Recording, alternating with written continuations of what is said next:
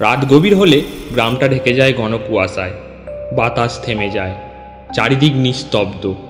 হঠাৎ সেই নিস্তব্ধতা ভেঙে শোনা যায় এক ভয়ঙ্কর ঘণ্টাধ্বনি। শুনতে সাধারণ ঘণ্টার মতো লাগলেও না, এ কোনো সাধারণ শব্দ নয়, এটা মৃত্যুর ডাক। গ্রামের মানুষ বলে পুরানো সেই ডাকঘরের ভেতরে এখনও ঘুরে বেড়ায় এক মৃত ডাকপিয়ন। তার হাতে থাকে রক্তলাল অক্ষরে লেখা চিঠি, আর ঠোঁট থেকে বেরোয় কেবল একটাই শব্দ, চিঠি পৌঁছাও, নহিলে তোমার প্রাণ যাবে। আজও রাত নামলে কেউ ওদিক দিয়ে হেঁটে যাওয়ার সাহস করে না, কারণ যারা গিয়েছিল তারা আর কোনোদিনও ফিরে আসেনি। স্বাগতম সেই অভিশপ্ত কাহিনীতে, ভূতের ডাকঘর। শরৎকালের শেষ ভাগ। আকাশে তখন পূর্ণিমার চাঁদ। কলকাতা থেকে আসানসোল গ্রামে ট্রেনের কামরায় বসেছিল সোহম। বয়স 30-এর কাছাকাছি, পেশায় সাংবাদিক। কলকাতার একটি জনপ্রিয় পত্রিকায় কাজ করে।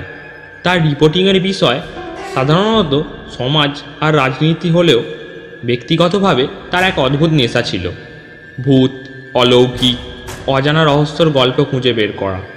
সম্পাদকও জানতেন সোহমের এই দুর্বলতা, তাই মাঝে মধ্যেই তাকে গ্রামগঞ্জে পাঠিয়ে দিত লোককথার ভূতের কাহিনী সংগ্রহ করতে। এবারও তার ব্যতিক্রম হয়নি।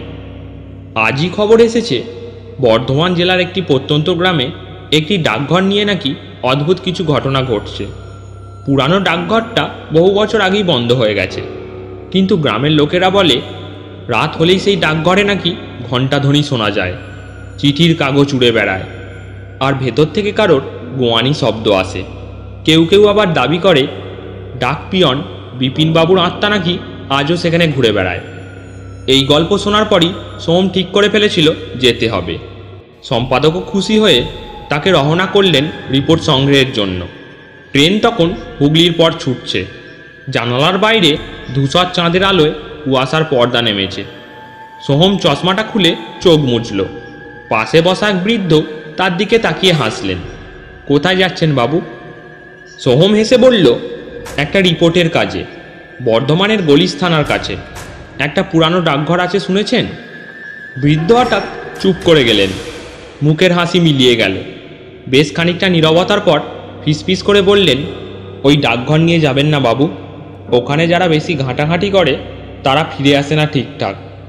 সোহম অবাক, মানে কি হয়েছে সেখানে? বৃদ্ধ আর কিছু বললেন না, শুধু গভীর দৃষ্টিতে জানালার অন্ধকারের দিকে তাকিয়ে রইলেন। সকালের দিকে সোহম পৌঁছালো গন্তব্যে। স্টেশন থেকে নেমে স্থানীয় ভ্যানে করে গ্রামে ঢুকল। জায়গাটা শুনশান, চারিদিকে ধান ক্ষেত, মাঝে মাঝে তাল গাছ। দূরে দেখা যায় একটি ভাঙাচোরা ইটের দালান, সেটাই পুরানো ডাকঘর।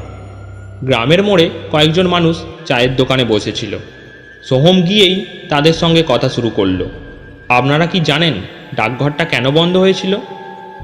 একজন মাঝবয়সী লোক বলল, ওই ডাকঘর খোলার পর থেকেই নাকি অদ্ভুত সব ঘটনা ঘটত। মাঝরাতে হঠাৎ ঘণ্টা বাজত, জানালায় লাল আলো দেখা যেত। একদিন ডাকপিয়ন বিপিনবাবু ভেতরে ঢুকে আর বেরোলেন না। সকালে দরজা ভেঙে দেখা গেল উনি ঝুলে আছেন, কিন্তু আশ্চর্যের ব্যাপার হলো মৃতদেহটা মুহূর্তের মধ্যেই অদৃশ্য হয়ে গেল। আর একজন যোগ করল, তারপর থেকেই ওটা অভিশপ্ত জায়গা। রাত হলে ওদিকে কেউ যায় না। সোহম নোটবুকে সব লিখে নিল, তারপর হাঁটতে হাঁটতে এগোলো ডাকঘরের দিকে। ডাকঘরটা একতলা পাকা দালান, দেওয়াল ফেটে গেছে, ছাদে ঝুলছে মাকড়সার জাল, কাঠের দরজায় তালা নেই, তবে ভাঙাচোরা অবস্থায় ঝুলে আছে। সোহম সাহস করে ভেতরে ঢুকল। সঙ্গে ছিল টর্চ লাইট আর একটা ক্যামেরা। ভেতরে ঢুকে গা কাঁটা দিয়ে উঠল। দেওয়ালে ঝুলে আছে পুরানো ক্যালেন্ডার, তাতে তারিখ থেমে আছে 1978 সালে। কোণে একটা টেবিল, তার ওপর এখনও কিছু ধুলোধূসর চিঠির খাম ছড়ানো।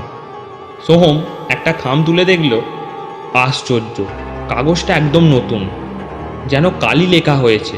তাতে লেখা, বিপিনবাবু, চিঠি পৌঁছাতে দেরি করবেন না, নহিলে আপনার প্রাণ যাবে। সোহম চমকে উঠল, গলা শুকিয়ে এলো। হঠাৎ তার কানে এলো ঘণ্টার শব্দ, যেন কোথা থেকে ডাকঘরের আসল ঘণ্টা বাজছে। কিন্তু এই ভাঙা দালানে ঘণ্টা বাজাবে কিভাবে? দিনভর গ্রামে ঘুরে তথ্য সংগ্রহ করলো সোহম। সবাই তাকে বারবার সতর্ক করলো, রাতে ওখানে যাবেন না। কিন্তু সাংবাদিক সোহম ভয় পেলে হয় না, রাতেই আসল ঘটনা ধরা দেবে। তাই ঠিক করলো আজ রাতটা কাটাবে সে ডাকঘরের ভেতরে। রাতে গ্রামের বাইরে কুয়াশা ঢাকা মাঠের মাঝে দাঁড়িয়ে আছে ডাকঘর। চারিদিকে শেয়ালের ডাক, ঝিঁঝি পোকার শব্দ, দূরে পূর্ণিমার আলোয় ছায়া নাচছে। সোহম ভেতরে বসে ক্যামেরার ভয়েস রেকর্ডার চালু করলো। ঘড়িতে তখন রাত 12টা। ঠিক তখনই আবার বাজলো সেই ঘণ্টা। সোহম ক্যামেরা ঘুরিয়ে দরজার দিকে তাকালো। দরজা হঠাৎ নিজে থেকেই খুলে গেল কড়কড় শব্দে। ঠান্ডা হাওয়ার ঝাপটা এসে লাগলো। তারপর এক অদৃশ্য কণ্ঠ ভেসে এলো, চিঠি পৌঁছাও, চিঠি পৌঁছাও। সোহম কাঁপতে কাঁপতে টর্চ জ্বালালো। আলো ফেলতেই দেখল টেবিলের সামনে দাঁড়িয়ে আছে এক অদ্ভুত ছায়ামূর্তি। মাথায় ডাকপিয়নের টুপি, কাঁধে ব্যাগ, কিন্তু মুখ নেই, শুধু কালো শূন্য। সোহম গলা শুকিয়ে ফিসফিস করে বলল, আপনি বিপিনবাবু? ছায়াটা মাথা নেড়ে সম্মতি দিল। তারপর ঝড়ের মতো টেবিলের ওপর খামগুলো বাতাসে উড়িয়ে দিল। খামগুলো ঘুরতে ঘুরতে সোহমের দিকে ছুটে এলো, আর প্রত্যেক কটায় রক্তলাল অক্ষরে লেখা, আমার চিঠি কেড়ে নিয়েছে তারা, তাদের শাস্তি দাও। সোহম ভয়ে আতঙ্কিত হয়ে পিছিয়ে গেল, কিন্তু ছায়াটা এগিয়ে আসছিল। হঠাৎ সোহমের হাতে ধরা ক্যামেরার আলো ঝলসে উঠল। সেই আলোয় ছায়াটা মিলিয়ে গেল মুহূর্তেই। পরের দিন সকালে গ্রাম ছেড়ে যাওয়ার আগে সোহম স্থানীয় এক বৃদ্ধকে সব বলল।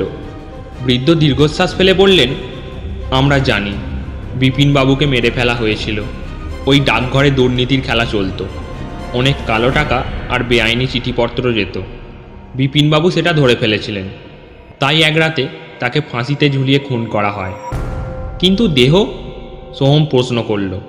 গ্রাম্য লোক বলে দেহটা মিলিয়ে যায়, কিন্তু আসলে হয়তো লুকিয়ে ফেলা হয়েছিল কোথাও, তাই তার আত্মা আজও মুক্তি পায়নি।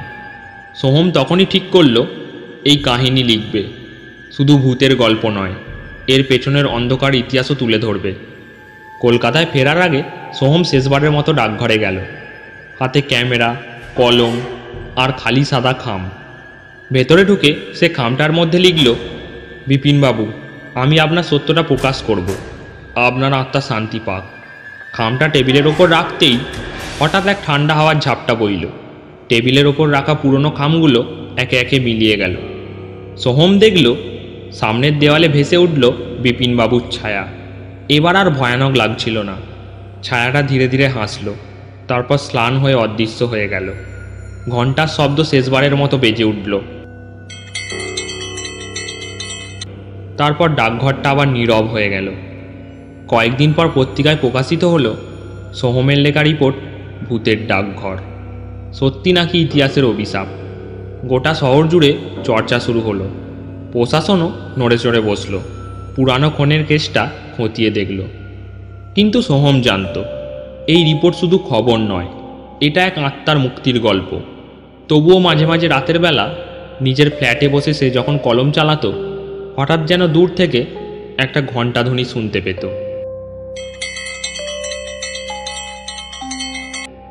গল্পটা এখানেই শেষ করলাম। গল্পটা ভালো লাগলে একটা লাইক করবেন, চ্যানেল নতুন লাগলে চ্যানেলটাকে সাবস্ক্রাইব করুন। দেখা হচ্ছে পরবর্তী এপিসোড নিয়ে।